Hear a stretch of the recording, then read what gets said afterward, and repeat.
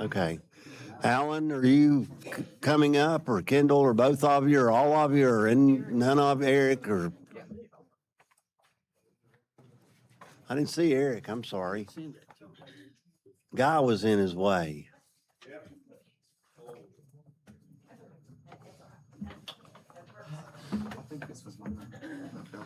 You're in the wrong store. Princess and the Pea. Remember that? Did you have to read that?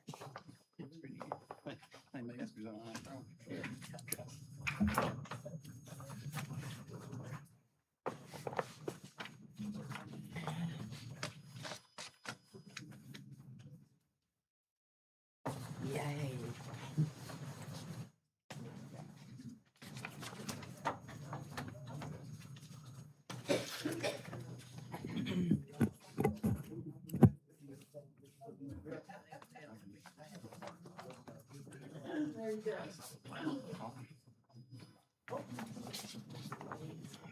Yes, sir. All right. All right, good afternoon. Wanted to kind of just go briefly over kind of our budget requests for this budget season. We kind of looked at the budget and talking with Laura, we had some additional items that we had placed in our operating budget, and we have since kind of reconfigured some of that. So I think we've adjusted it about close to $30,000 on our initial operating budget. What'd you cut out? We end up cutting some out of training, some equipment, and I'll have to look and see what the other. I know that was the two major ones. Was training and equipment. All right. Was out of it. So put that next one. Put the next one. So what we mainly have looked at, of course, the equipment need is always there, trying to make sure it's updated. But the additional responsibilities and services that we've been asked to try to pick up and help assist for is the rescue squad, the amount of course, people and everything that's moving in, the medical calls, MVAs, those such things have really increased that number. I think our emergency calls were up about 18%. So that's one area that we have looked and staffing, of course, to answer not only the calls that we've been doing, but these additional calls is definitely a concern for us. So we've kind of pushed to the front of course, you can see what NFPA is recommending. This is just on structure fires, and I've given you all that information too that you can look over later. But we're closer. By the last staffing adjustments that you all made, we were able to hire the 6 people and put them on the rescue, and that's been such a great benefit for us. It's worked out really well. But when we have either a structure fire or a MVA that has a wreck and we have to end up doing extrication, we're pulling 2 to 3 trucks for that. So we're always concerned about that next call that's going to come in, having adequate staffing for that. Of course, the squad, we've worked with them on some new training. Just done a bus class here a few weeks ago and went really well, but they still have the whole county also. So we want to make sure if something happens inside Greenville that we're able to handle it inside. So that is the reason that we've started doing additional training, and our training hours, I think it was around 286 hours per person additional last year. And that's all the technical side of the rescue, whether it's ropes or water or confined space, whatever it may be. It's going to take a lot of training. So one of the items that it's kind of like when we did the rescue, we asked you all for money to do a study, gather data, to see if those personnel were going to be, you know, a good bang for the taxpayers' buck, and it was. So the data came back; it was really good, and now that we've instituted that, it just confirms it. It's going well. So we're asking for the $85,000 to, and it'll get us about 6 months worth of data that we can see how effective it will be with this staffing. If it is, of course, our solution to that problem is to gather data up to 6 months on call volume, personnel, and equipment needs, and bring that information back to you. And we would ask that at that time, if it is positive, to apply for a SAFER grant. That grant would allow us to pay some of those salaries. First 2 years, they pay 75% of those salaries, and the third year, they'll pay 35%. So it really helps out on that need. What does 18% mean? Does that, That was the Any extra? increase. Yeah, that was the increase. but I mean, do we have 200 visits a week or a month or a year or? I don't know, well, yeah, the 18% increase, do you remember how many calls they? Additional or 400 total? Additional. Additional. Yeah. And one thing too that we're looking is the development is on the east end. So the more that development is pushed to our outer limits, it gives us increased time to get there. So that's definitely a concern of ours, is being able to meet those needs when that development comes in. I think eventually, you know, we'll have to look at having facilities on that east side to handle not only our needs, but probably police department also having something out on that end.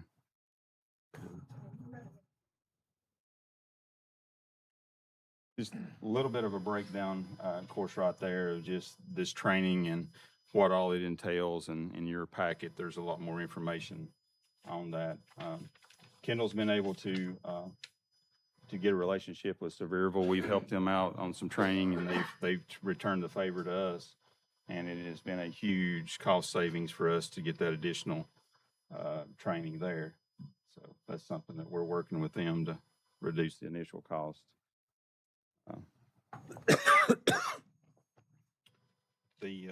The next thing, of course, and I think we've had this in now, maybe this is a second or third year, but actually adding a assistant to the fire marshal with all the development and everything that has come in. It's just taking more to go out and do those inspections, and some inspections that we were wanting to do in like our restaurants and different places that we have a lot of gathering of people. We've not been able to do just because of all the development that's coming in. David stays really busy with plan review and the amount of inspections, you know, that's currently ahead of us. We pulled some people off shift to help alleviate that, especially in kind of the fall months when we have to go around, and anybody that sells beer, they end up getting an inspection. So that's a lot of inspections to go in and do at one time. So it's helped some, but we definitely would like to look at it.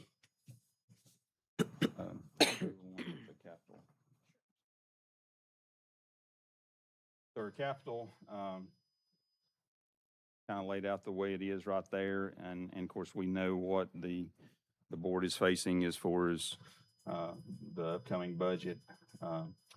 We've talked, and I think we would try to forego the extrication tools and the thermal imaging camera this year, and if there's any money to work on our portable radios, because they are coming up, I think, on 12 years.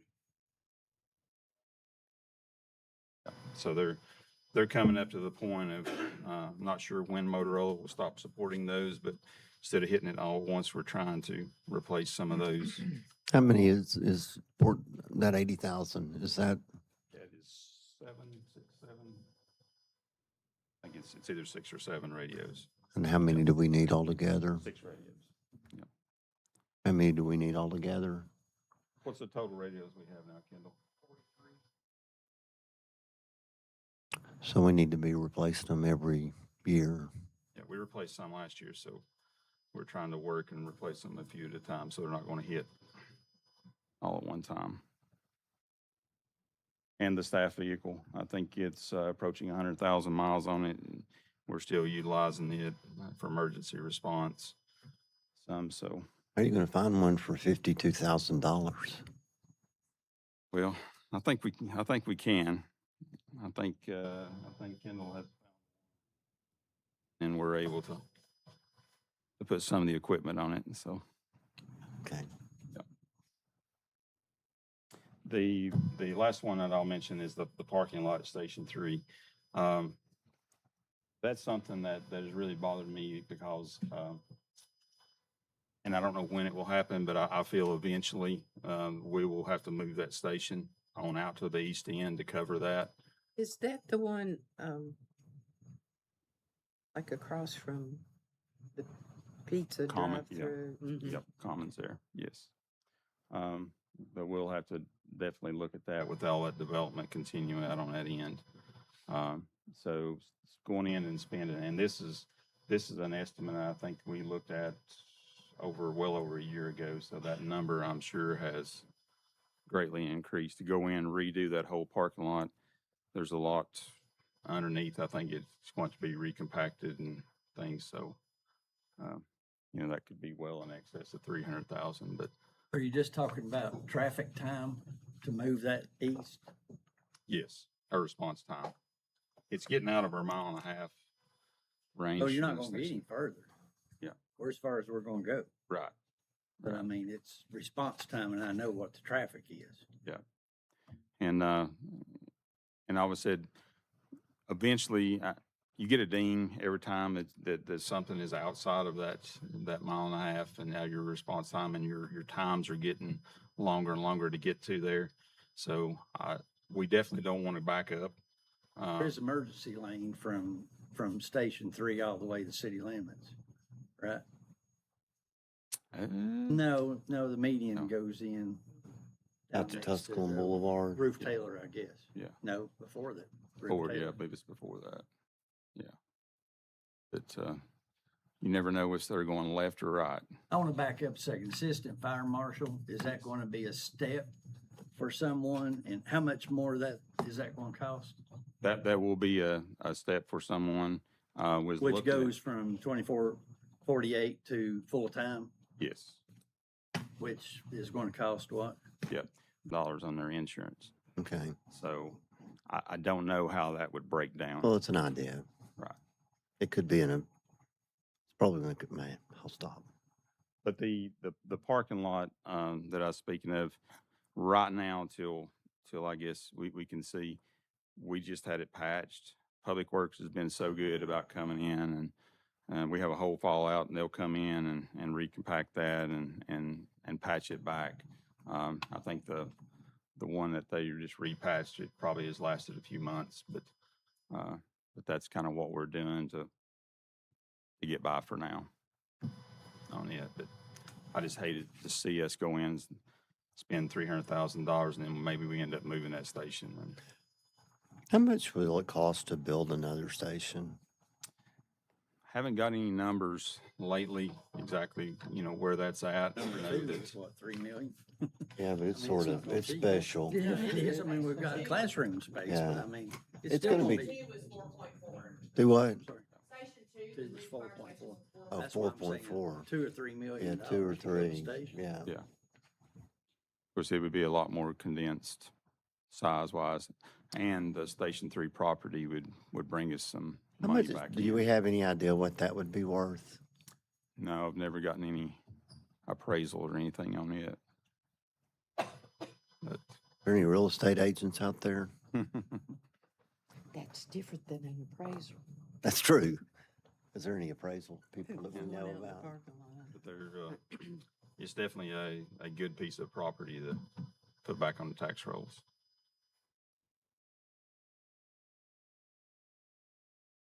Questions? Anything I hadn't covered?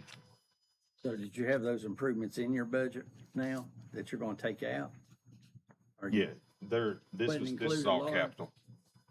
No, I haven't Was built the not- capital budget, but this is what's planned in the CIP for each one of these departments. Okay, Everything's probably not gonna make the list, but this is.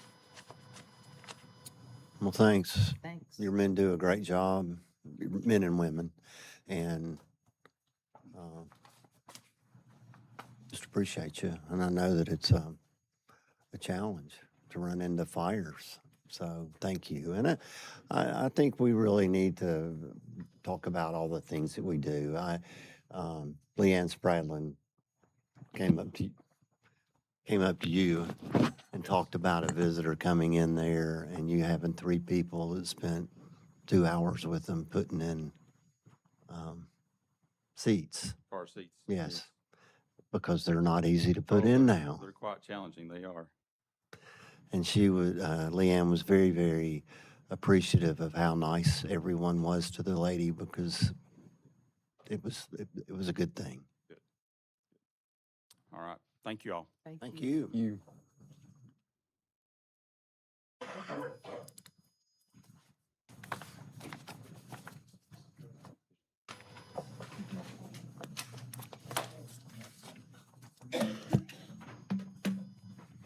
Hello, Chief. Good, how are you? It's heck.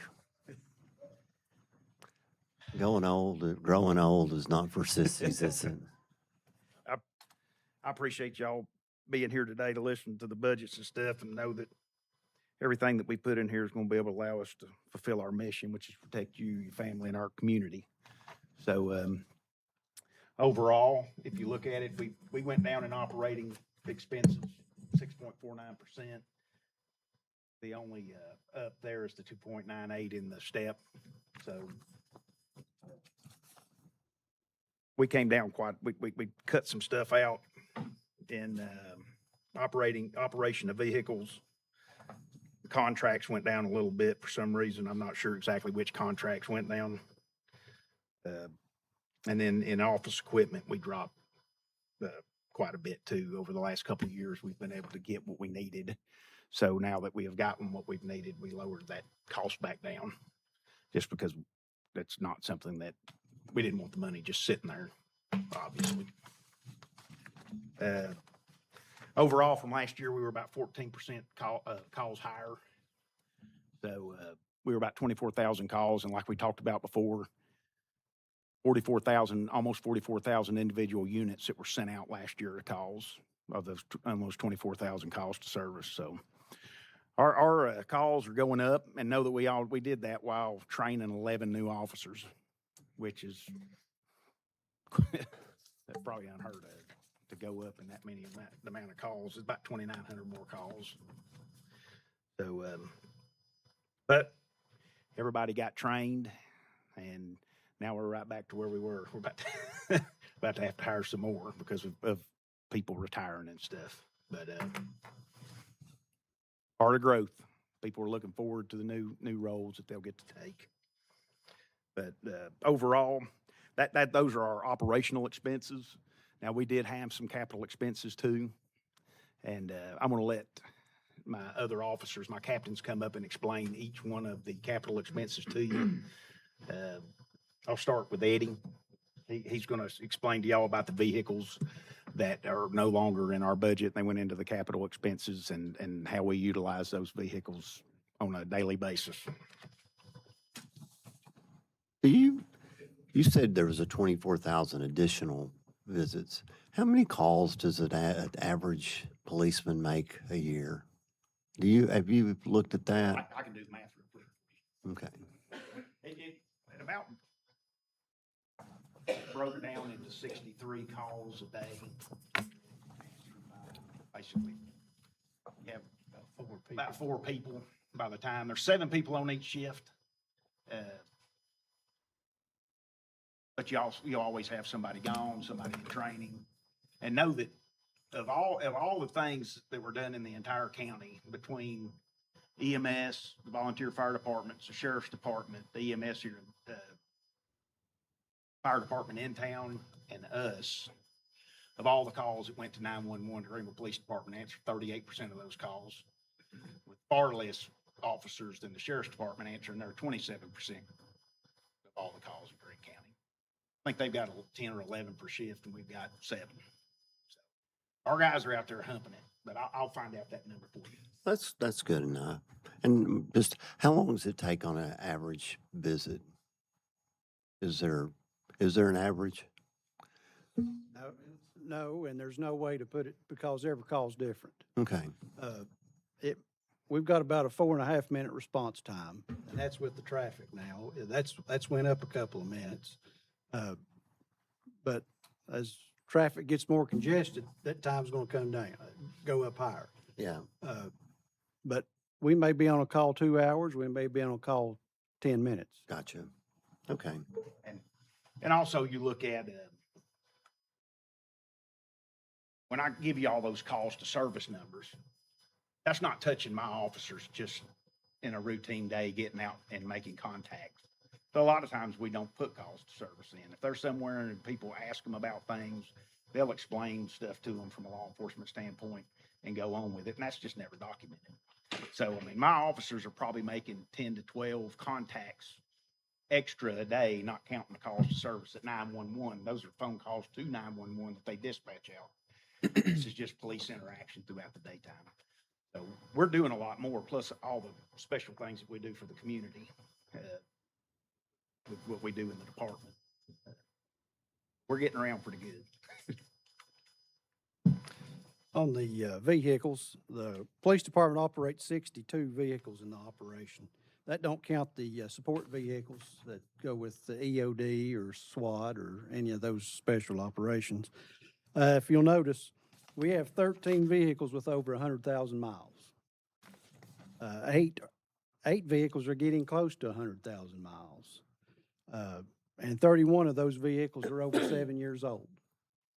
If you'll remember, and Councilman Teague probably remembers, in 2019, we purchased 13 vehicles extra because we got a pretty good deal on them and we started the take-home car program. Well, those vehicles are starting to come to age. So we request 4 to 5 vehicles a year. Last year, we were awarded 2 vehicles in the budget. We got 2 additional officers, so that was flat. There was nothing extra. On top of that, we horse traded and got another vehicle, but we totaled 2. So we ended up losing vehicles. One was because a tree fell on it, so it was no fault of anybody's. But it ended up being totaled and not repaired. Pre-COVID, we could buy vehicles for $49,000. That's fully equipped. Today, it cost us $82,000 to buy a vehicle and fully equip it and put it on the road. So that's kind of tied our hands on buying some of this equipment.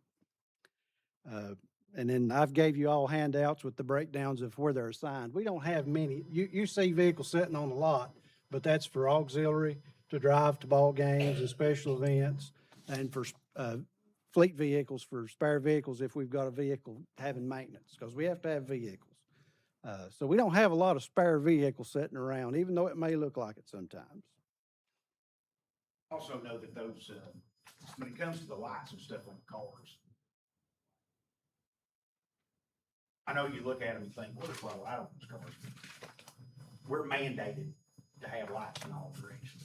So it's not that we just put them on there because they look cool or look nice. We're trying to follow what state of Tennessee but they says we do. have to do. But they do. We'll put one of those little bubble gum rotators up. That's Yeah. true. All right, tasers. We had this last year on the agenda, and the tasers are now a year older than they were last year. The handout pretty well shows you we've got about a quarter of our deployed tasers are over 20 years old. The rest of them are approaching 14 to 15 years in age. To say we've gotten every bit out of that program that you can, I believe we've done a pretty admirable job with it. They don't support them anymore. They quit making them and supporting them in 2019. So the proposal that we had on the capital was through Axon Taser is for an upgrade to 80 tasers. That includes the new Taser 10s. It's unlimited cartridges. Something that we've learned along the way with the Taser cartridges is they have a born-on date on them. So they're good for a few years, and then you have to rotate them out. So what we've actually done is to part of our recertification training for tasers, they have to take a shot with a taser. So we use our old cartridges that are out of date for our training. So we're getting the most bang out of the buck, so to speak, on those. This will also include with this program, the training software that comes along with it, virtual reality software, and all the technical support that comes with it.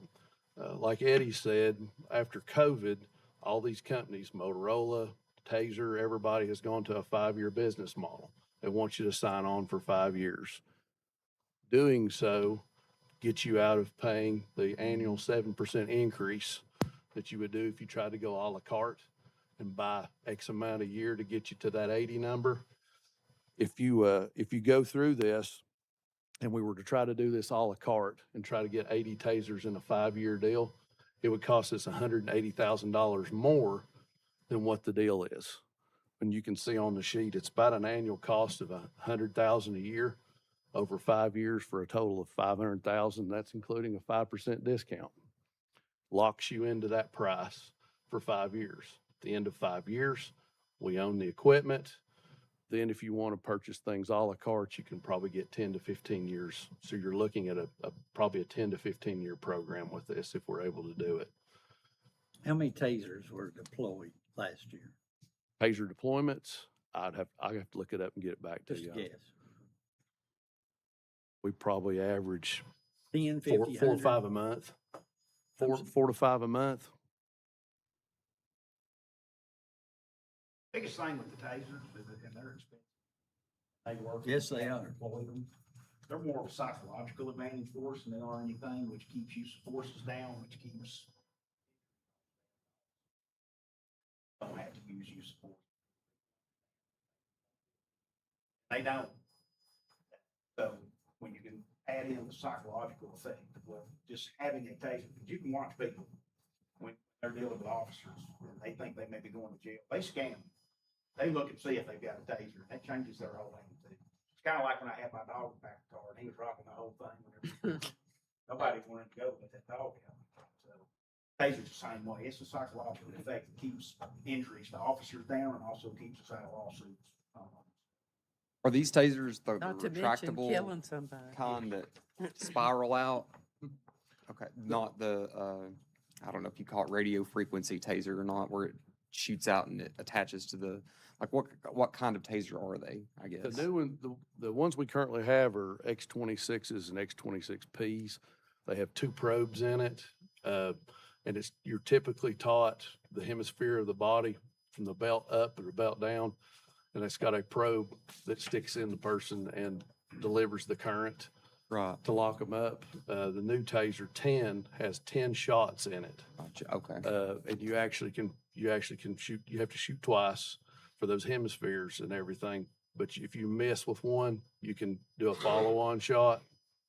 And the accuracy has gone up on it. They're far more accurate. They're quieter than these. When one deploys, you hear it. Everybody can hear it going off. They're a little quieter. The technology's just gotten to the point now that it's the accuracy on them is amazing. If I had the video to show you, it's like an inch drop at 40 yards. You can deploy one. So, Wow. but you've got 10 shots in this program. They're unlimited cartridges. Right now, we buy cartridges and we literally, we count them and make sure we're being very sparing on them and stuff. We don't have, I don't know, what does it cost for a box of 50? It's like $2,500 for 50, something like that. It's very expensive. So this would include unlimited cartridges for 5 years along with it. Thank you. Appreciate it. Appreciate you. It's kind of piggybacking on fire department, so you kind of already heard that part. But these cost $10,500 right now for one of them. Last year, we went to Motorola meeting and found out the police department carries APX 4000s, supervisors and SROs carry a 6,000 or an 8,000. We found out at Motorola that the APX 4000s are, Motorola's going into life with them in 5 years, which I think is 2030. So no more service. If they break, just paperweight. So the 6,000, 8,000s, they have not ended life them yet, but best we can gather when we talk to them, they won't do it this year. It's probably looking like it's going to be next year, and they give you a 5-year window. So we got with Motorola, came up with just a couple options here, just to kind of see what the cost would be as far as trying to replace these. So option one, I think I gave this out in the paper too. Option one is to replace 60 radios, which would be every officer in our full-time officer in our department. And kind of go back a little bit farther on the free part. When we signed our contract with our body cameras, we signed a 5-year deal. In year 3 of that, which we're coming up to, they come and give us a new body cam, new battery, and all that. They have an upgraded body cam now that's, well, obviously newer and will last longer as far as coming into life. That we got a quote that we can refresh these for free with the purchase of the N70 radios. That option is obviously $631,481. One-time thing. So if we, option 2 there, I broke it down into 3% increase, 5% increase, and the 7% increase. When we talked to the Motorola rep, he said usually every year Motorola will go up 3 to 7%, kind of just depending with inflation. So I tried to get everything, if we were to go year by year and just replace 8 radios a year, which would get to the 60 in 8 years. And you can kind of see it broke down year by year what it would cost. So if you take the middle option at 5%, if you just replace the radios over 8 years, that would equal $740,000, which is $108,000 more over the life of that 8-year plan. But you don't get the body cam with that. That would have to be purchased separately, which is that second line, which in total, if you got the radios and body cam, like for the middle option would be $1.2 million, which is obviously $641,000 more than if we bit the bullet and went with option 1 this year. Expensive, and but unfortunately it's our lifeline, and The whole reason why we went with the Motorola system to begin with, our terrain is horrible. Penetration on the buildings is horrible. We found that out. Yeah, when a guy was fighting for his life in the hospital one night, he couldn't get out on the road. Motorola system, because at the time, that's what highway patrol was using, to put up a tower that we paid for. Motorola system, and at the time, they were making us, we were having to pay a fee per radio every year to operate them, but then they took that away. Made us not have to pay. The whole reason why we're with this Motorola system. Communications is our number one key. Communications. What does the fire department use?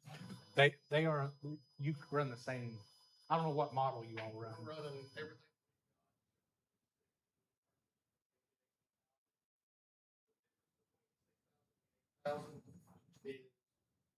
On multi-band, so we can operate.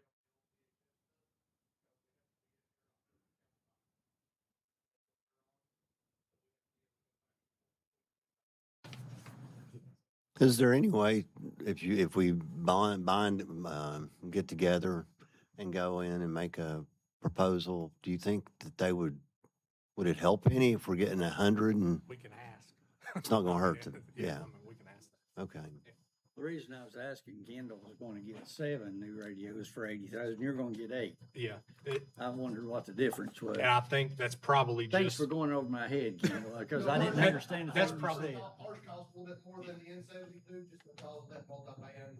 Okay. those APX 4000s that are going end of life that most of our officers have, they don't have the Wi-Fi capabilities. They can't Bluetooth and connect with Wi-Fi. So if you That's go in the middle of a hospital, you've got Wi-Fi there, not with the 4000s. the ones you're The wanting wood- to buy, purchase. Yes, yeah, with those, yeah. That they can connect with broadband. Brian, you program that, correct? Yes. We have to program the radios, but Brian's one of our operators of the radio, and then we get the Wi-Fi.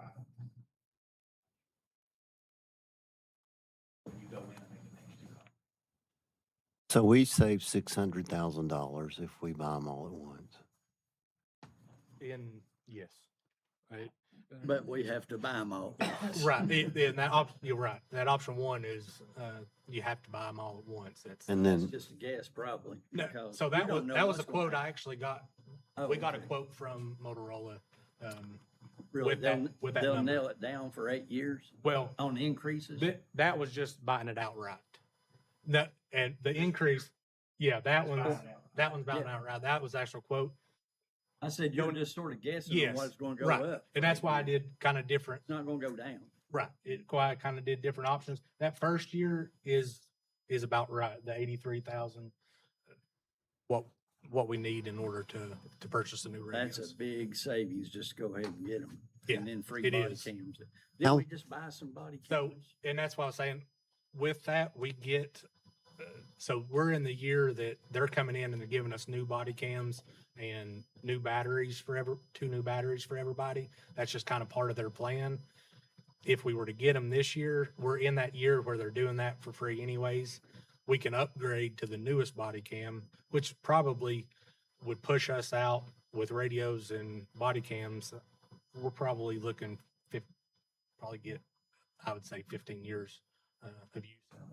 Or, New body camera he's talking about, it's gonna be a body camera just like that, because we're getting them anyway. Yeah. But what he's saying is if we go ahead and do the radio upgrade, they're gonna give us the new body camera that actually has a mic on it that you can use.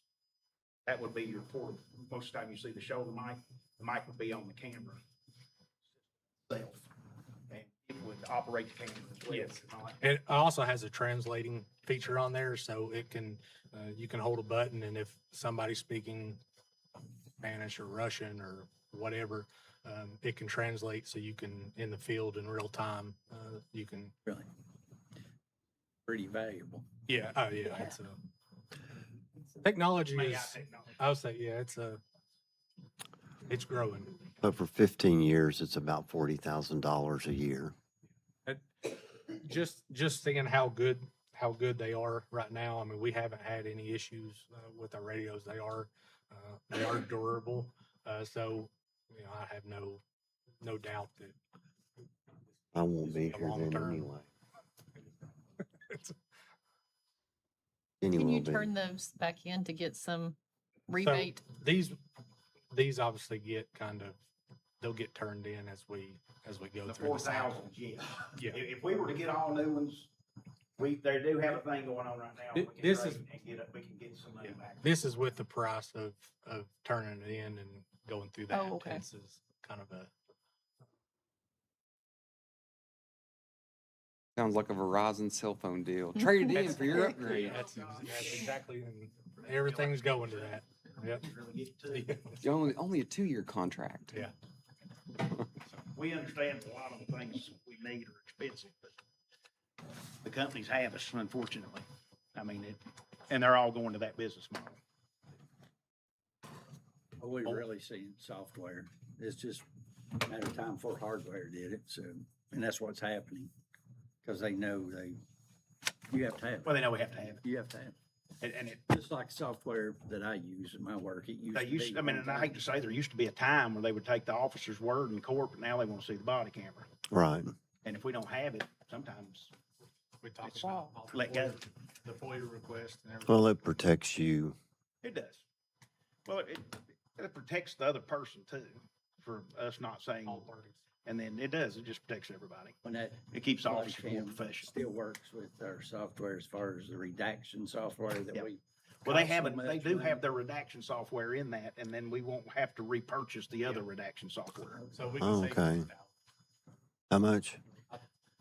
There's some expenses that can be cut if we were to buy them all, and we just haven't gone over them yet. 3,500 is what we pay for our.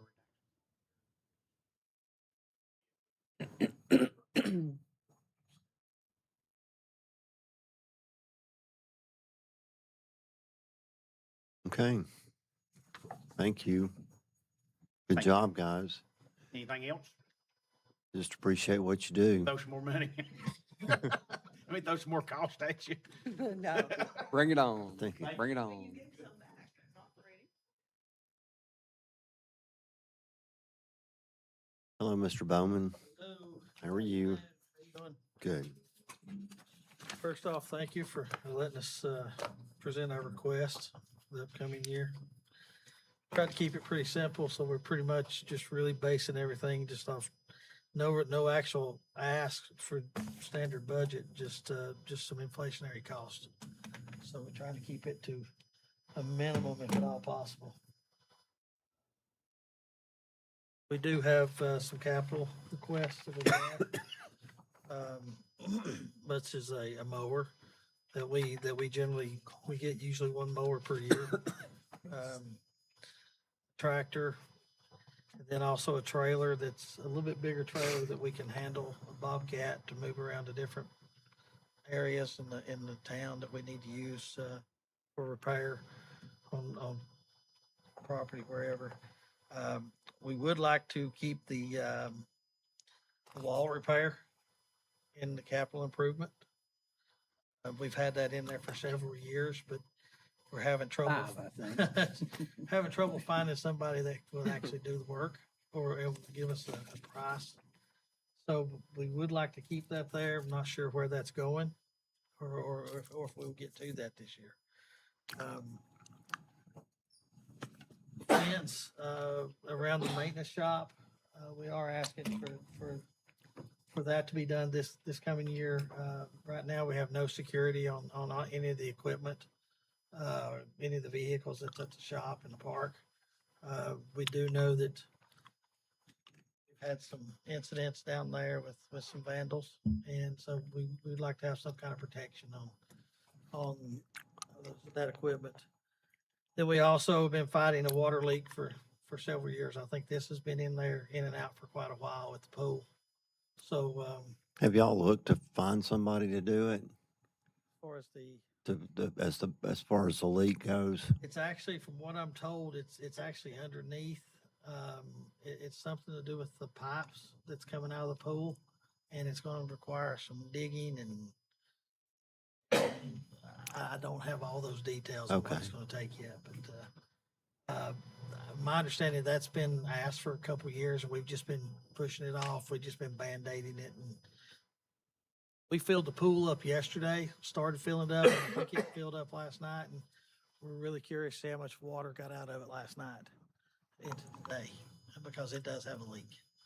So, but again, we try to keep it pretty simple, try not to ask for too much. So, Why is the pool cost up quite a bit from last year? The pool labor, are you raising the rates or? talk about the cost. Yeah, it went up $21,000, Yeah, which, it's actually one of the line items. A lot of it's actually with our pool salaries. A lot of our lifeguards transition over into gym attendants, and they work part-time throughout the year. So that line item is why that's raised. So because we elevated that just a little bit to offset that cost. okay.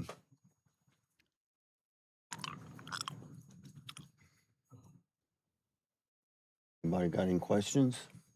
Kind of tractor asking for. Is that like a mini excavator? or Yeah, what? I think it's just like a small, I don't want to say it's a farm tractor, but a garden tractor or a little bit bigger. That way we can move equipment around or move trailers around if need be.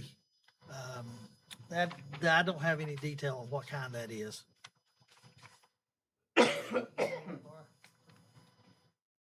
That's just an estimate. Yeah.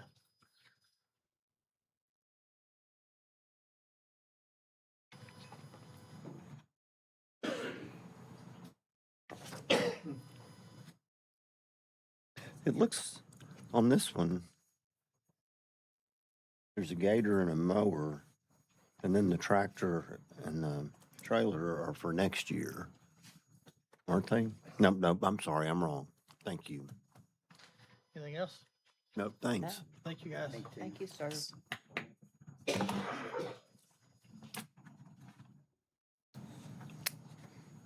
Mr. Keith, Now, he always asks for money. Well, He comes. that one over there. Tony's going to for sure, and we do have, I mean, our operating budget for streets this year, this coming up year is generally a continuation of last year's with the expectation that costs are going to increase on operating vehicles, maintaining vehicles. There's also been some additions in our contract line item. I've now got the work management system in there, which is about 18,000 a year. And I've also got a roadway long line striping contract I'd like to get in place for 25,000. That contract was in place year before last, I believe. It needs to be. We need to definitely focus on getting some of that done. And also, we've added a landscaping line item and a line item that helps us keep better track of our patching for the Water Commission. We were a little bit off on how we thought that was going to be handled this last time around. The building that we kind of were thinking it was going to come right directly to us and reimburse our materials account, and that was not the right assumption. That's not, and I've been educated on that now. So the line item that's in the operating budget for the Water Commission, we have it in there for 35,000, and then we will bill them back. So that money will come back to the general fund. It just doesn't come directly back to our materials account, which is how we thought initially it was going to work. So that kind of caused that account to be a little bit strained this fiscal year. So you just reallocated, basically? Yes. Yeah, so we went ahead and we, like I say, we established a landscape line item for 15,000 for downtown. Just to cover everything that we're spending to get that done, and then the new line item for the Water Commission resurfacing. Landscaping, materials. What you're talking about for Yes, downtown? yes, sir. Yes, sir. Where, Yep. I don't have that. Where is that? Is that in that Mhm. thing you stole from me? I'll give it back to you. Okay, yeah, I've read through that. Yep. That's fine. Thank you. How much is the work reporting system, while they're looking for that, how much was the work reporting system? So the annual on that is 18,695. And I can't remember if we had talked about this, but didn't we used to share cost with a work reporting system with the school system? Yes, we did. And what was that price comparison? And then also what was I guess the benefit of the one that you're currently using when you made the switch? I guess what was the rationale for making the Price switch? and- comparison, Kathy, I don't remember exactly. I would Don't want to remember say what that we was probably shared. 8 to 10, somewhere around there. Assets Essentials when we had that one. Kelsey, do you know? No. The only issue with that one was some of that was becoming outdated, like It was, and it was really, that particular system is more geared towards School system. facilities maintenance, not so much roadway and public works. What I like about the one we have now, it's a much better fit for what we do, for our business model, for the work that we do. We did do a little bit of work in Asset Essentials, trying to make that work, and it just didn't it just didn't seem like a good fit. Right. So that's why we went over to that. And really, given the fact that the usage on this system is unlimited, so we can spread it as far across the town as we want and not pay anything more for it, it's really not a bad deal overall. Right. For that annual cost. And that's all the support we need. Any modifications that we need them to do, we just get in contact and it's pretty well done, so. Right. I don't think the school system uses it any longer either. I wonder if what they're using, have you talked with them to see if they could use what we've got? That was where I was, that was where I was headed Possibility, next, for sure. to see if there's an I don't- opportunity. I don't know if Public Works is tracking what they're, or Parks and Rec, what's tracking what they're doing, so it might be, we could look at that too. So is it like a license agreement? Is that like a, It's just okay, it's more or less an annual maintenance agreement. It really, I think more is it's hosted, first of all, so all the data is hosted for us. We don't have to maintain any servers or anything like that, which is a good kind of a cost reduction and overhead type thing. Right. And then the users are unlimited on it. There's no set number where we get locked into only having 100 users in Public Works. Yeah. It's not that way, so. yeah, I would be piggybacking on what the mayor said. I think it would be kind of interesting to see, like, is this something that a school system could use? Is it something Parks and Rec could use? And if it's, Parks and Rec for sure. yeah, Uh, I mean, and somehow share that cost a little bit. Because I mean, obviously, if it's doing what it needs to do, then that's great. But if we can, spread it a little bit further, and if it's unlimited users, Yep.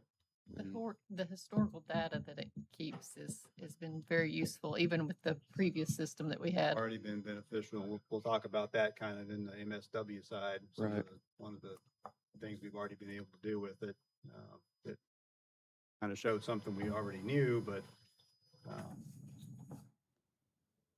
on the capital side, or I'm sorry, for street lighting, utilities, that didn't really change. The repairs, just looking across the board, our traffic signals and lighting hold up pretty well. We haven't had that many issues, so actually reduced the repair side of that just a little bit. Utilities, we expect those to increase. Looking at the FY25 utilities, it was substantially higher than the year before, and I was expecting that it'll be same for this fiscal year coming, so that's why I went ahead and increased it, just so we're covered.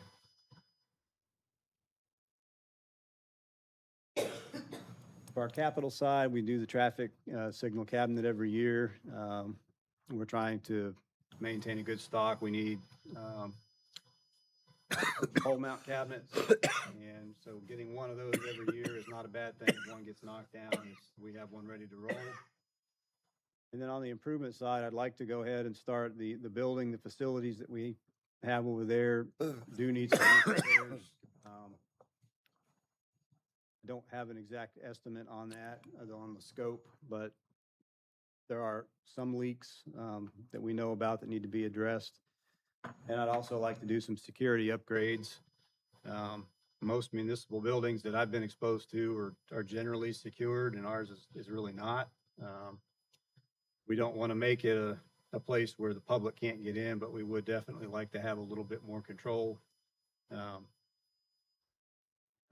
over who gets in and when. So, and not only that, but to allow the staff in and out on the weekends and holidays and when nobody's there that has an actual key, going over to something like a card access would be very helpful. So that's not a necessity, but I went ahead and put it in there.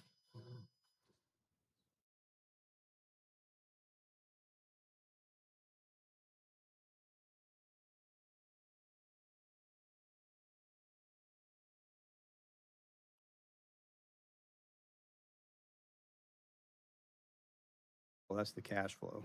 So on the state street aid, the main plan for that is obviously the paving. I know there's been a lot of discussion about that. I have a paving list that I'm trying to actually get in place and maybe get something done before the end of this fiscal year, but we're taking a little more time and cross-referencing what we're doing with the water department And what we found is out of about the 6 segments that I've put out, there's actually rehab that needs to be done on 5 of them. So it's worth taking the time, and I know that's sort of slows things down, but I really want to take pretty much all the available street aid coming at us here in the near future and put it toward the paving that we've talked about. So right now, I think we're planning on about 500,000 a year for paving, resurfacing, contract resurfacing. Did you say you're gonna contract the paving out?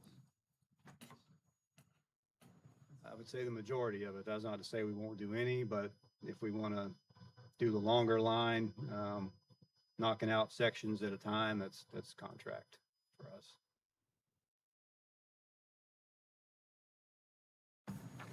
On the MSW side, the solid waste, really the main increase there is just operating the vehicles, the maintenance that we know is coming. It's been a year, this past fiscal year so far, there's been a lot of challenges with some pretty expensive maintenance items. So I did bump that up for the coming fiscal year. That being said, going back to the work system, we've started keeping track of pretty everything that we're doing. So we're able to look at the expense on roll-offs. And one of the things that came to light the last time the roll-off rates were considered or reviewed were for the polls was back in 2010. So our rates are considerably behind where they probably should be. And we were able to determine that we're charging, for instance, $75 to pull a roll-off in town when in fact it's costing us about $120 to do it based on a vehicle and the man hours. So in order just to bring that up to date, I've suggested a increase in the poll charges for both in town and in the county. It'll amount to, right now it's 75 for in town, that would go to 100. County's 95, that would go to 120. And just doing that based on the last year's worth of roll-off pulls that we've done would bring us about another $54,000 to help offset some of these other increases that we've had. So that doesn't necessarily put us where we should be, but it's an incremental step to getting us up to where we need to be in terms of the real cost of what we're doing. And we didn't adjust the rental rates on the roll-offs, just the pull charges for now. So Thank you. requesting that we do that anyway. And on the capital side for MSW, right now we've got the hand stop. We got 2 hand stop trucks, but one is very old, pretty much near its end of life. The newer one is doing just fine, but if it breaks down for some reason, then we're kind of out of luck on the hand stop. So we do, after talking to the staff, they feel, and I agree, that another small automated side load is probably our biggest capital request right now, if we're considering.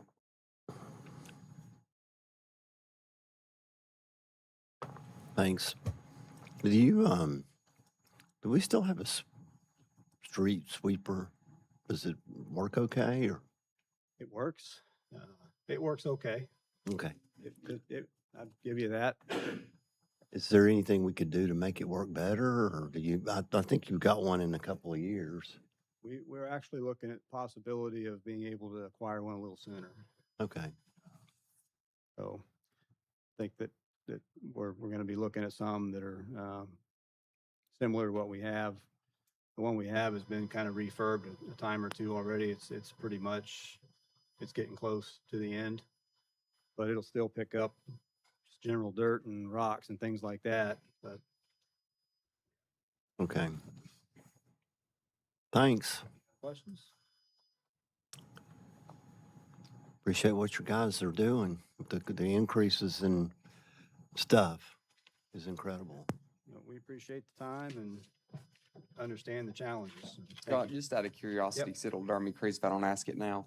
So going back to paving for a second, I know, correct me, like the town, we have paving equipment, We do. right? Yes. So just for general rationale, why contracting over using our equipment and our people? Just a general, I'm just curious.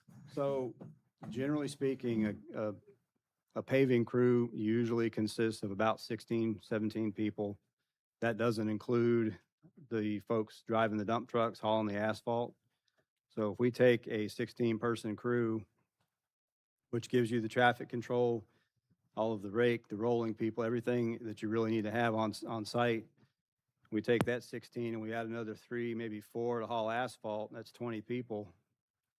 That's right about half of our staff on a good day. So it's just the efficiency thing, being able to plan that, and being able to have that staff to resource it for, if it takes a week, however long it takes, that's the main challenge.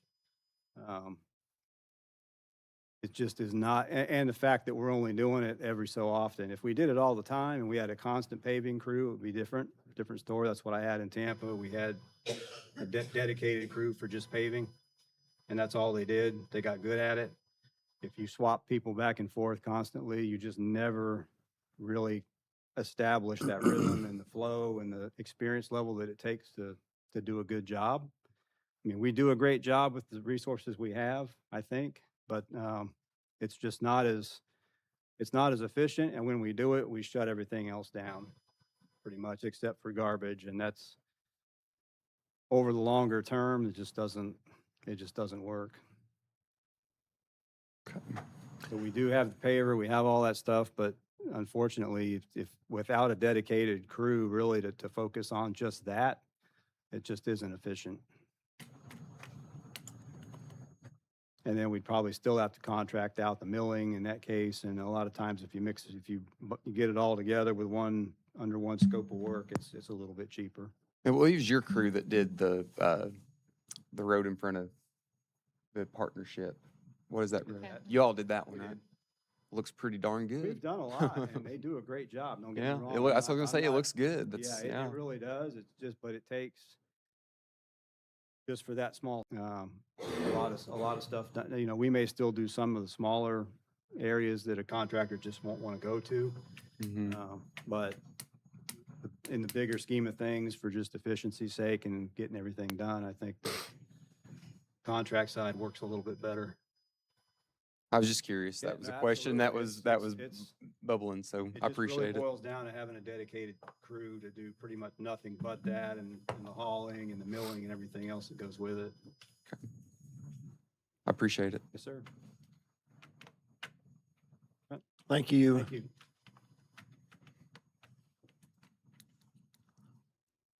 Oh, no. Hello, Tony. Round 2. Oh, okay. Hey, I'm not asking for much at all this time. Not yet. The only real increases is, just our cost and hauling and what we'll do is we'll up our rates a little bit. We have the, professional service costs that go with developing the landfill, and that's probably, they're asking for a lot of that this year. And, but I've asked them if we can spread that out if we need to. We may not really need to. We may just go ahead and knock it out and get all that prepared and everything prepared for TDEC. We're still in the developing stages. They're still doing the geotechnical work on it, so everything looks like a go so far. So really, this year, we're not going to see a whole lot of changes. It's the years to come when we get closer to running out of space, which might be another year or so. But with that being said, we're just adding a little bit on salaries there, and we're upping the tipping fees to kind of match surrounding areas. You've got some places 65 a ton, some 61 a ton. So we're kind of going to meet in the middle on 62, and the MSW will stay the same. So that'll help cover those professional service costs. And then when we come into bond payments, if we decide to go through with the landfill, that will should take care of the payments on that.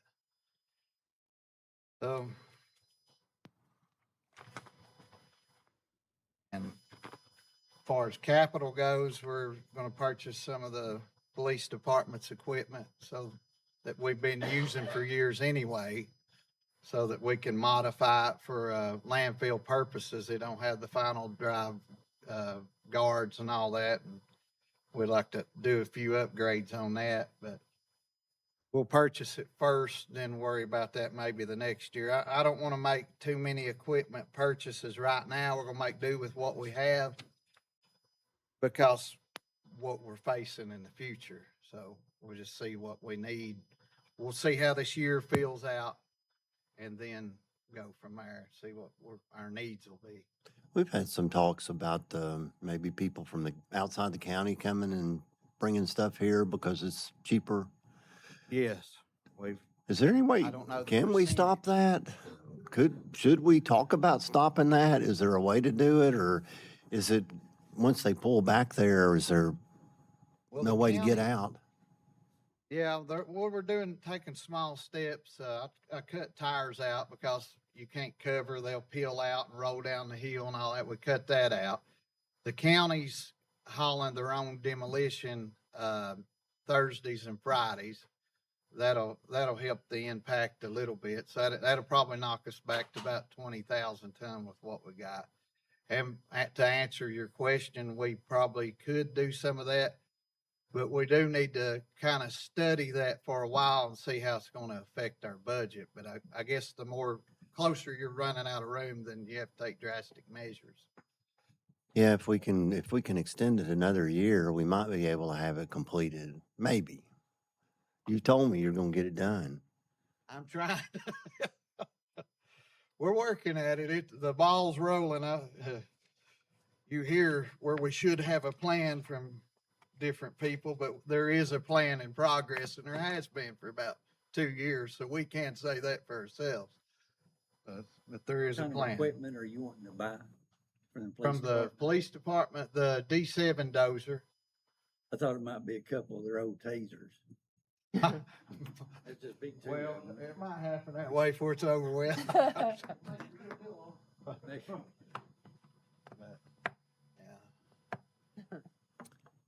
yeah, our increases,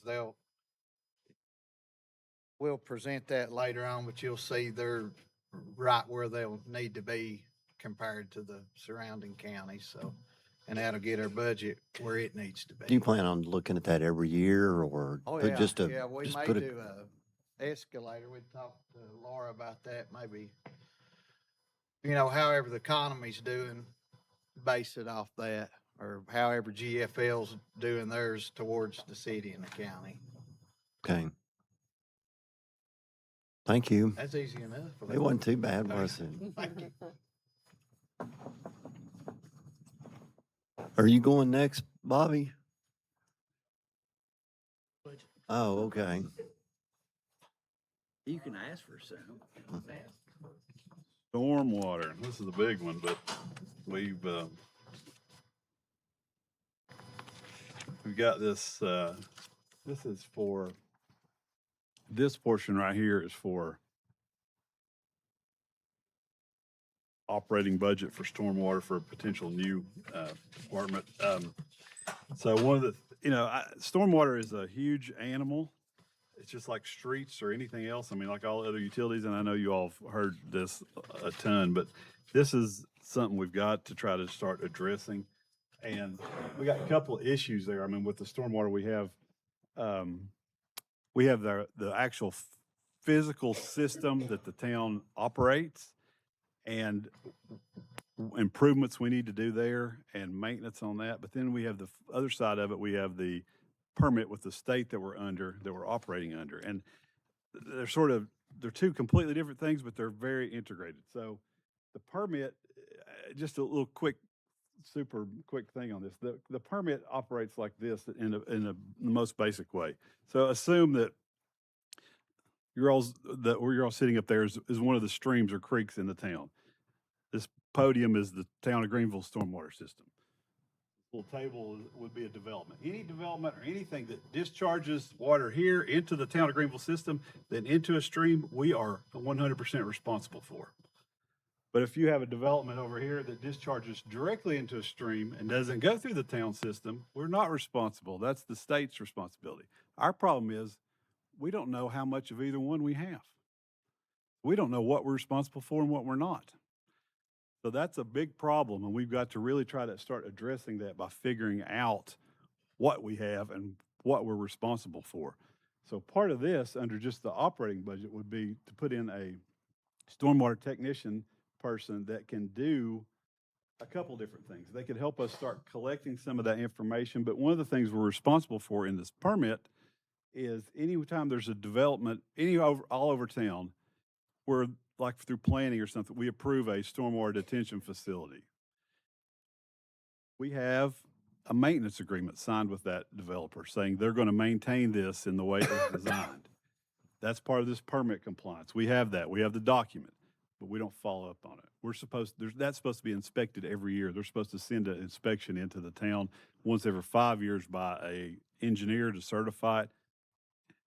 I'm not going to say it doesn't happen, but it virtually doesn't happen. So what I'm proposing is if we have a staff member, that staff member could actually start going out and we already have the structure in place with a few tweaks that we could start charging a stormwater inspection fee.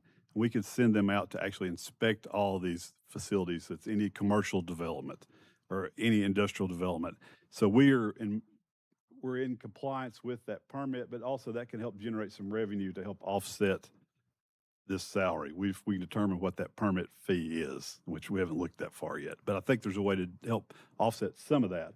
But this is just the first step in trying to really get a grasp on what we even have. Because we had a initial survey that was done way back in like 2014, 2015 when we first come under this permit. And this is the third iteration of the permit the town's under, which I think that's 12 or 14 years into this. And we're still trying to get everything in compliance. Luckily, we haven't got hit with the audit finding on some of this stuff, but we're very fortunate that we haven't.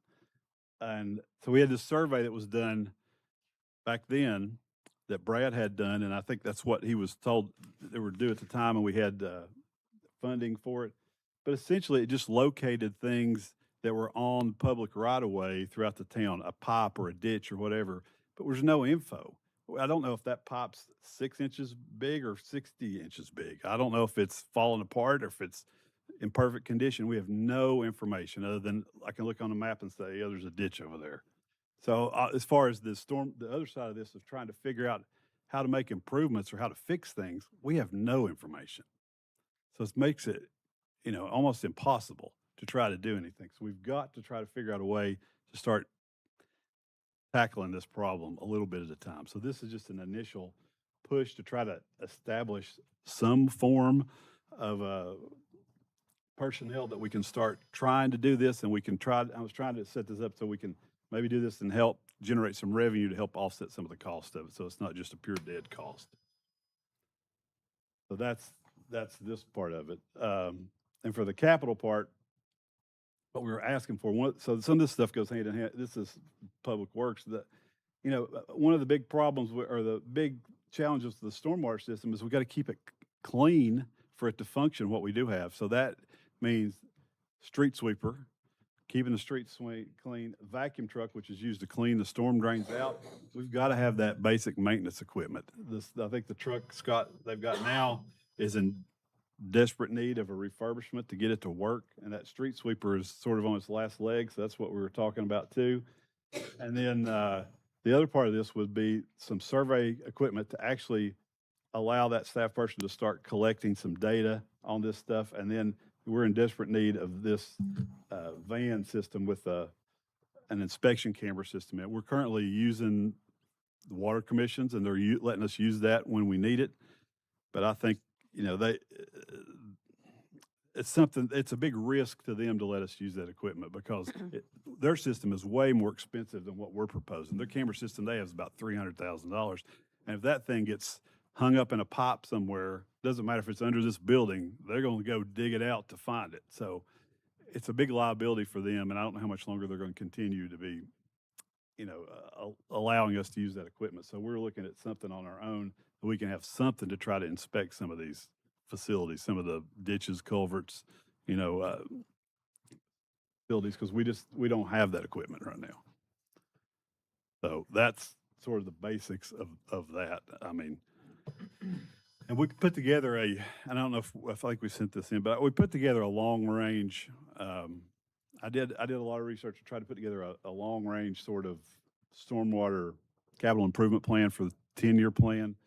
But this is purely, estimates, because we don't have any real data to go on. We really don't know what we've got, but probably about $26 million over 10 years. And of that, 24 of the 26 is actual turning dirt construction projects. There's a very minimal I put in there as far as engineering and design. The majority of it is actually infrastructure. And, that could fluctuate up and down. That's a huge, huge thing to try to tackle when you don't have very good information to base it on. So, and we did the best we could. Do you think somebody like Roto-Rooter with their cameras could help us a little bit? And not just anybody that has a camera like that. Yeah, I mean, the issue is that this is a storm drain system is different than a regular pipe. You got a smooth pipe, you can slide a camera down. You got corrugated pipes and things. So this Gotcha. is different. You have to have different equipment to try to get it to penetrate very far into those pipes. So Makes it's more of a sense. specialized type thing. So that's, there's a lot more capital needs than this, but we sort of scaled that down, and this was what we're looking at. And a minimum, and setting up a fund, that amount on the bottom, we know we have repairs that we need to do. We don't know exactly where they are and how bad they are because we don't have good information, but we know we need some funding to do that. And Scott and I talked a lot about this. One of the things we really would like to do is try to get some immediate areas of concern identified and try to get some get some engineering design done on a few of these so we have a project sitting on the shelf ready to go. So if we have the opportunity to get some grant funding, it's ready to go. We don't have to wait on it. We've got it already prepared. So that's sort of in our plan too, if we can start moving that direction. Is there some grants out there for this? There are for some of we got a good opportunity here, I think, for some grants for major capital improvements because we've got, if we treat the whole flood basin or floodplain with FEMA, we're not just looking at just the storm system. We're looking at the entire flood basins of the areas that are in the city limits, and we try to make improvements to all of those because we've got a bunch of streams. We know we have flooding issues on those streams that aren't necessarily tied to stormwater. So if we look at it, the whole thing of trying to do a comprehensive review of all of it, there's a lot more funding options out there for grants to try to do improvements if you're improving the whole, storm or the whole water flow basin, drainage basin. From whom? From whom? There's a lot of those that are actually through FEMA themselves and through the state. FEMA really wants to push stuff that we're doing more of a regional detention. That's one thing that I had sort of proposed in there. We look at that would be, so you take a prime example is the pond at Hardin Park. That stormwater feeds into that. It holds it. It's a public recreation area, but then that discharges out slowly. If we can look at systems like that, possibly around town, then that would help mitigate some of that stormwater and slow it down and control it. And it provides also recreation in other areas. Those are the kind of projects that really are up there on the list to get funding opportunities. For the position that you're recommending or proposing, what are the basic qualifications that you'd be looking at or eyeing? I mean, for that position, are you talking about an engineer? No, like a storm. Scott, you can help me on this. Scott's got a better idea than I do. I know there's like certification programs for like I think UT and TDEC have a partner program, stormwater management program. Like, would you want them to already have that? Or is it, that would be something they would get, I guess, when they come in, or is that something you'd want them to have at all, or? I think probably at that particular salary range, you would get more of a technician, kind of an advanced technician, that we would either have the erosion control certifications through the state, or we would send them for that. They would need some GIS experience, some stormwater experience. I mean, it's just be kind of someone who's maybe been a technician. And there's a lot of those other municipalities that have regular stormwater departments, have technicians that do this type of stuff. They're not engineers. They may not necessarily, wouldn't require a degree necessarily, but maybe a 2-year in a technical field. But really, this person would be that hands-on out in the field, data collection, field inspection type thing. And we've got some pretty decent budget in there for training, because we know there's a lot of training certification we've got to have for this. But yeah, I feel the same way. This is a boots on the ground person out there in the field. I mean, that's what we're lacking right now. We've got to get eyes on inspecting this stuff and seeing what we've got. And I just feel, I mean, this is the kind of thing that can be subcontracted out, and we could look at all these different things, but I personally feel that we're better off having somebody that works for the town and here that's out there looking at this instead of relying on a paper written report by somebody else that looked at it. We're way behind the 8 ball. We need to be able to get that information as quick as we can. Thank you. All right, development services. This one for the budget, the salary, I think on this year, I think last year's it didn't really, that was before my position came. I mean, this sort of started last year, and I don't know, Laura can expand on that, how that was, but I mean, there was another person in there budgeted for this year that we haven't hired yet also, and I've really pushed that as far as we possibly could to try to save some money this year. But we're in the process of that, but that's where that budget, the salary, I think, was the operating expense, the increase there, basically is to cover a computer for a new person, office furniture, a big chunk of it is GIS. We put an extra about $3,500 in there for GIS to increase our ability with the provider to provide more information on the website portal to make it more user-friendly for the public. So that crosses an increase in that. And we have to add another user to the GIS software and to replace some other software that we don't have. We got a lot of basic engineering software that we had previously when Brad Peters was here, but after he left, those subscriptions went away. And we don't even have the basic software, like we don't have AutoCAD or anything, that we can't even open drawings. So there's that's basically a lot what that is, to get basic operational software back so we can actually try to do our job on that. And then on the capital thing, really the only thing I'm asking, we really need a vehicle bad. I mean, I'm out every day, 2 or 3 times a day, honestly. And I'm driving my own vehicle. And I don't care. It doesn't bother me. But we really need to start doing inspections on a lot of stuff that I'm really pushing outside inspections. And I don't know, it's not really fair to our staff to have them use their own vehicles. We are in desperate need of some kind of a vehicle for this department. That's all I've got. Glad to answer any questions if you have any. Got some challenges, opportunities, not challenges, opportunities.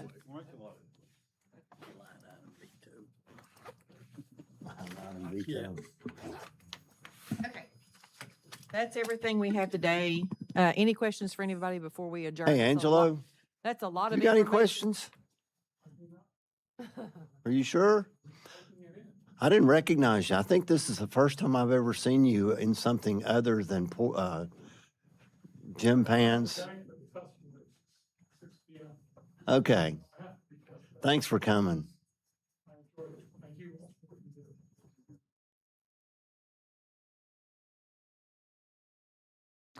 I'm sorry. Oh, no, that's fine. I was just checking with Bobby to see what he needed. This is a lot of information between last week and this week. That's basically our general fund departmental budgets kind of as a whole. My plan at this point is to sit down with Kathy. I've talked to each one of the departments, these major departments, about capital projects. We know there's some things that town-wide need to happen. So Kathy and I'll sit down and look at the capital budget and have a reasonable one prepared for you. We'll just email it out just so you can look at it ahead of time. The entire budget will be presented the first Tuesday in June. The next session that we have on budget is May the 12th. That Tuesday afternoon will be any of the nonprofits that have submitted applications. We'll talk about hotel motel tax. Aaron will be here to talk about the library, and then Ellen and Jason and the town staff are going to do a brief overview on the school's budget and where they're at.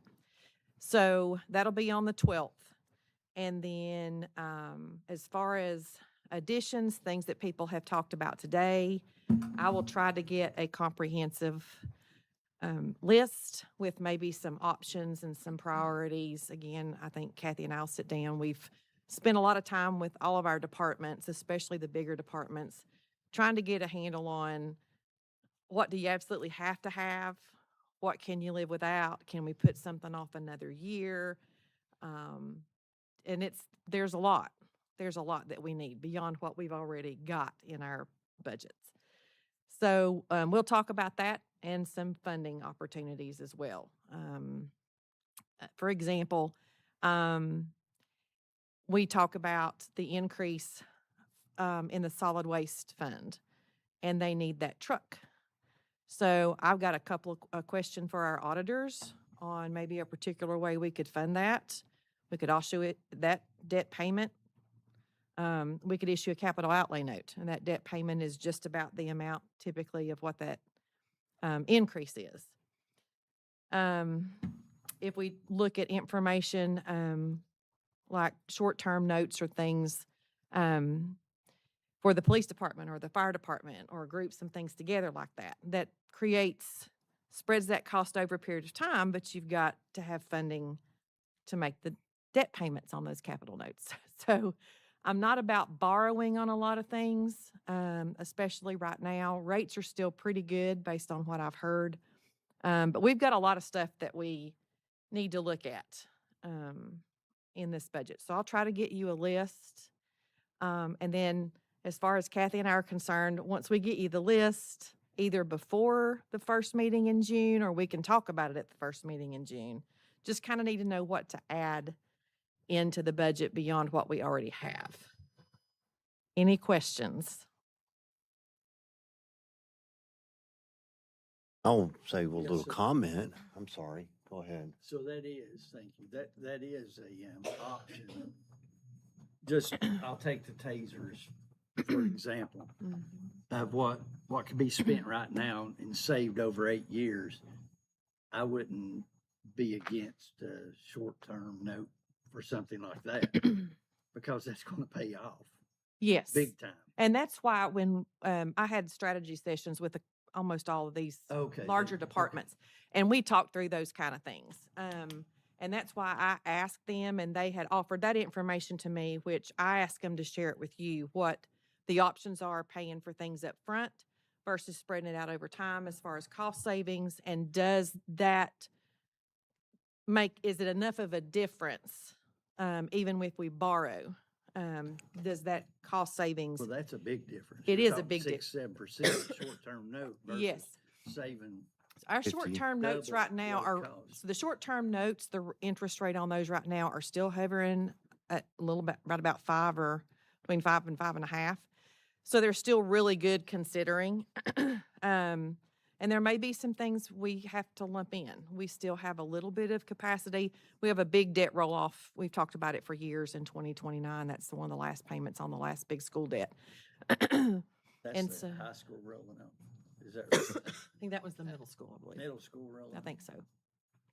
They just paid off the high school. Anyway, so that's conversations. There'll be options as far as how to fund some of these things. Well, so And we just need to wait to hear back from you. yeah, we'll get you a Because you've already comprehensive. thought about all We that. will. And just FYI, I know this is a lot to think about. I do want to make you aware that we are required by the state of Tennessee to publish our budget 10 days before that first meeting in June. And in 23 years of budgeting, it has never been correct. By the time I publish that and we get to first reading, something's already changed. So it's as close as we could possibly get. So I'll try to have some of that information gathered up for you at least before I publish it, so we have an idea of where we are and what that looks like.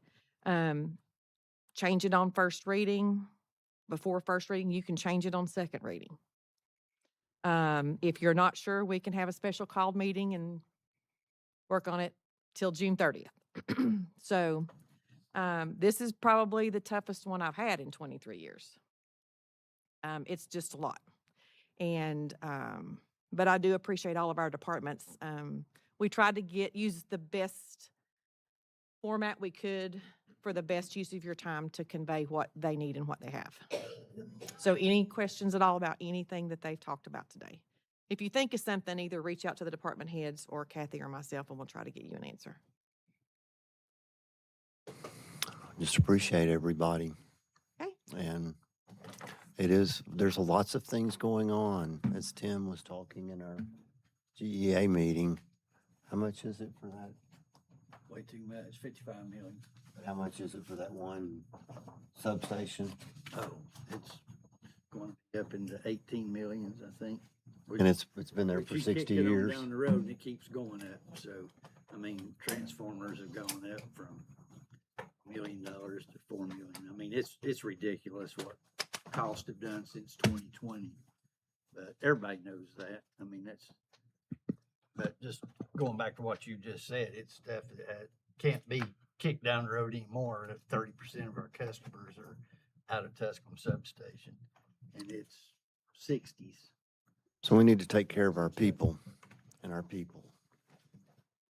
Great, we appreciate your time today. Thank you so much. Oh, and also real quickly, guys, Jenny's going to be out next Tuesday and Matt's going to be out next Tuesday. So we're going to cancel a meeting on Tuesday so y'all can play golf.